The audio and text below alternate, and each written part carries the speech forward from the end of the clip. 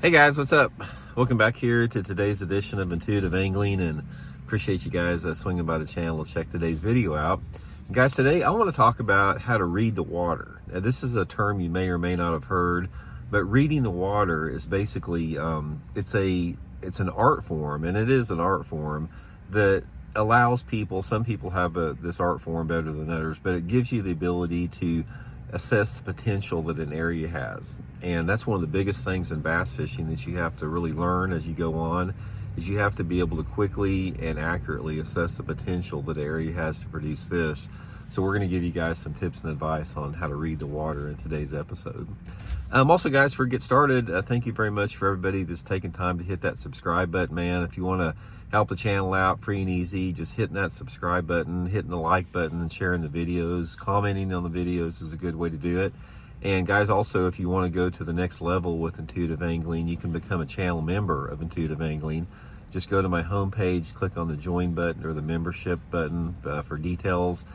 Channel members get extra videos, private videos that are not seen by the public every week, and access to my email address for your fishing questions. So really appreciate that, guys.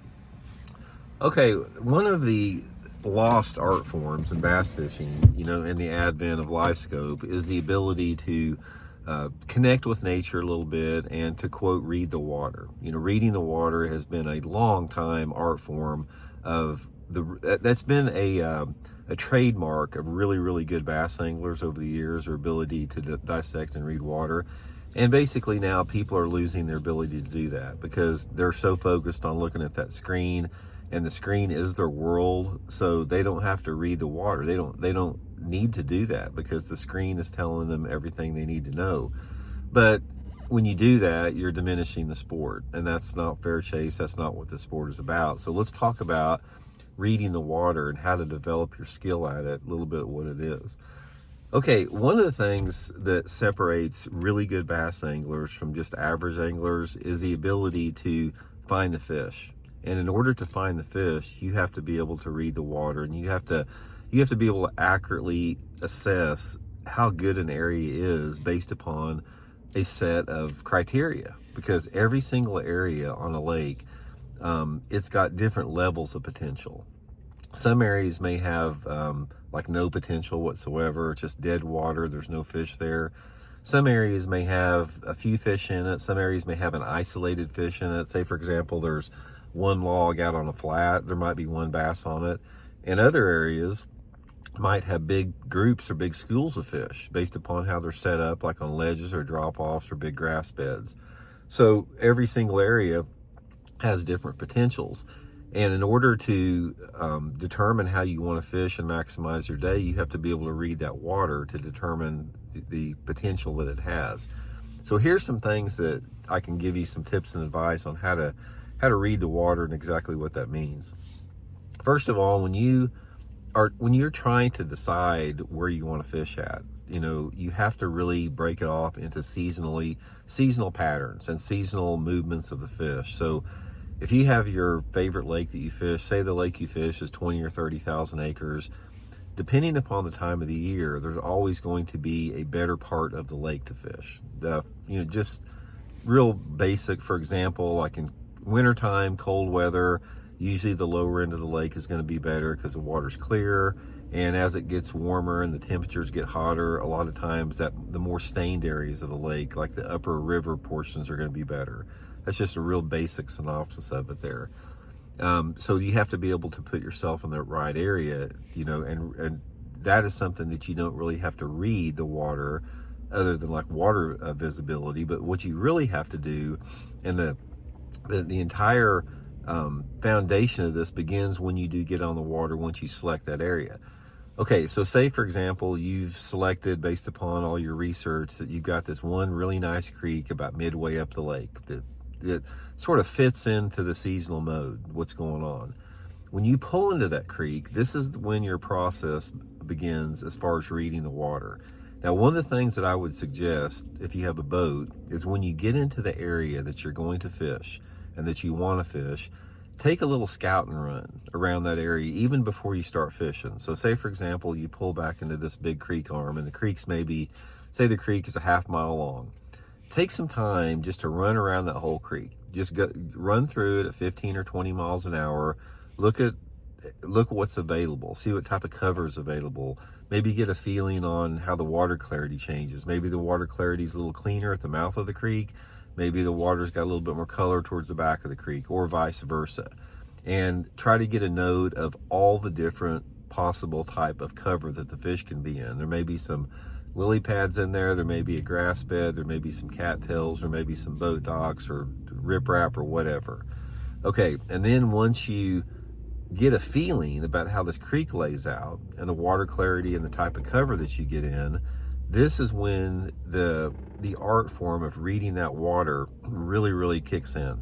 So when you're fishing down a particular area, how you read a water, let's say you decide that you want to go halfway back in this creek arm, and maybe there's a big line of a bank in front of you that's got a lot of different stuff on it. Maybe there's a few docks, and there's a little riprap dike sticking out there, and there's you see a couple lay down trees or something like that. It's just a good looking type of area. Once you get in that particular area, you have to immediately read the water. And when you're reading the water, this is how you do it. It's like you pull up on that bank, and the first thing that you want to notice is see how deep it is, because the depth of the bank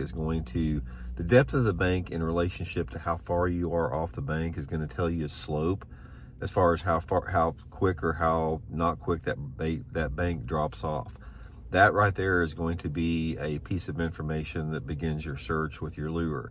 The next thing you do is note your water clarity. Note how much visibility you have in it. Note the tint in it, because sometimes you'll have a green algae tint, sometimes you'll have like a aqua blue tint, sometimes you'll have a tannic acid tint. Water clarity and water tint are two different things, and so you have to take a note of that. And then when you're going through there, try to read the water in subtle terms. So say, for example, you're working down this bank there, and you come up to a boat dock, and then on the other side of the boat dock, you see a lay down tree maybe 50 yards in front of you. Note what is in between those pieces of cover. Is there any like bank grass in there? There's some emergent vegetation. Is there any isolated cover? And try to look at every possible type of an area that the bass can be in, and look at that in relationship to the water depth and how close the proximity is to deeper water. So when you're looking to read the water, you're looking to find the best area that has the most potential, and the areas that have the most potential that you want to read into this are the facts that you need some type of cover, you need some type of a diversity of cover, and you need some type of a deeper water access nearby. Now, once you have those three areas, then some of the more finer points of it, like the bait fish activity. It's like, are you noticing any bait fish activity? You don't really have to notice bait fish activity for an area to be good, because the fish could be feeding on crawdads that you can't see. Maybe the fish are feeding on bluegills that you can't see. But any presence of like shad flickering on the water, or if you get up on the bank and you see bluegills swimming down the bank, those are all positive signs. And every time that you see that and you read that into the equation, that either increases your confidence or decreases your confidence. Okay, so once you have correctly assessed the fact, and you've read the water to the point where you say, hey, this area has got everything that I think that it needs. It's got life, it's got cover, it's got deep water nearby. Then the next process you have to do is you have to figure out the approach that you want to take to that. You have to figure out the lure, the color, the profile of the lure. All that type of stuff is seasonal. That's all for a different type of a conversation. But that's how you begin your search. Now on the other end of the spectrum, you can also read water to eliminate unproductive water. And you always want to try to put yourself around the most fish. This is the whole key with it. But if you also, in order to put yourself around the most fish, you have to eliminate something, because you can't cover everything. It's like a lake, on a big lake, you can't fish everything and you can't try everything. So one of the ways that you can read the water to eliminate the water is by studying a good map of the lake. Now, a map of the lake will tell you where the deep water accesses are. It tells you where the flats are. It tells you where the predominant cover is. You can get on Google Earth and you can see visible cover. And again, based upon the time of the year, your ability to read water and eliminate water is tied very closely into those seasonal patterns. Because let's say, for example, it's late winter and the water temperature's in the 40s. Okay, now that time of year, if you got a log up on a shallow flat in 3 foot of water, that's probably not going to be a very good area that time of year. Those fish are probably going to be on the other side of the creek on a steep channel bank or a main lake point coming in there. But if you're there 6 months later in the summertime and the water temperature's 80 degrees, yeah, there could be a fish up on that flat in 3 foot of water on that log. So you read water in correlation with the time of the year and the water temperature and the water clarity. Another ability to eliminate unproductive water is by water clarity, reading the water clarity, because water clarity changes due to a lot of different factors. It changes from how much water's coming in and out of the lake, the turbidity of the lake, if there's any type of a turnover, the wind can change water visibility. So your ability to read that lake as far as its productivity on water clarity changes day to day from a lot of different factors. You may have one bank that, you pull up there at 8 o'clock in the morning and it looks perfect and it's nice and clear and, you're catching some fish, and you come back in there at 1 o'clock in the afternoon and all the wake boats and recreational boats have, splash water against that bank, and there's a 30-foot mud line off of it, and you're not going to catch any fish off of it. So that's another thing you need to look into. But the ability to read the water comes with time on the water. And it is a honorable art form, reading the water. I have a lot of respect for people that can read the water very quickly, because like in my own situation, I've been fishing for so many years that you can take me and you can put a blindfold on me and take me to a lake I've never seen before. I don't know anything about the lake. And the only thing I need you to tell me is you tell me the water temperature and the water clarity and the predominant type of cover on the lake, and I'll be able to figure it out based upon my ability to read the water from decades of being on the water. So this is something you can't rush. It's something that you need to fish with other good fishermen to help them show you, do as much research, use your own experimentation, your own time on the water. And once you have that ability to read the water, it's no different than a good hunter can read the woods.